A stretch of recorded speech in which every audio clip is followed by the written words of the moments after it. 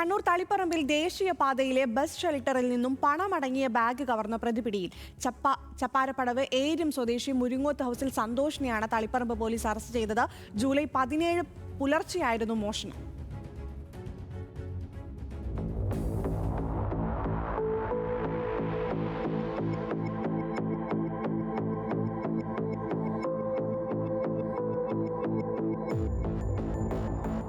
സമയം വെള്ളിയാഴ്ച പുലർച്ചെ 3:30. പന്നിയൂരിലെ കർഷകനായ കസ്തൂരിപ്പറമ്പിൽ ജലീലും കുടുംബവും തളിപ്പറമ്പിലെ ബസ് സ്റ്റോപ്പിൽ കാത്തുനിന്നത് കണ്ണൂർ റെയിൽവേ സ്റ്റേഷനിലേക്ക് പോകാനുള്ള ബസ്.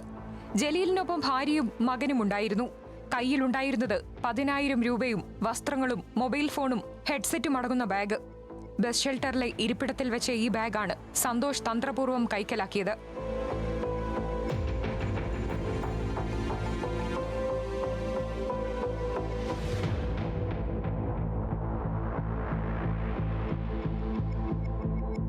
CCTV ദൃശ്യം കേന്ദ്രീകരിച്ച് നടത്തിയ അന്വേഷണത്തിലാണ് പ്രതി പിടിയിലായത്. ഡിവൈഎസ്പിയുടെ നിർദ്ദേശപ്രകാരം Taliparamba inspector P Ajith Kumar, SI മാരായ P Yadukrishnan, KP Manoj, CPO മാരായ PV ബിജേഷ്, PV വിജേഷ്, പ്രനീഷ്, രമേശ് തുടങ്ങിയവരടങ്ങിയ സംഘമാണ് പ്രതിയെ പിടികൂടിയത്. ന്യൂസ് മലയാളം, കണ്ണൂർ.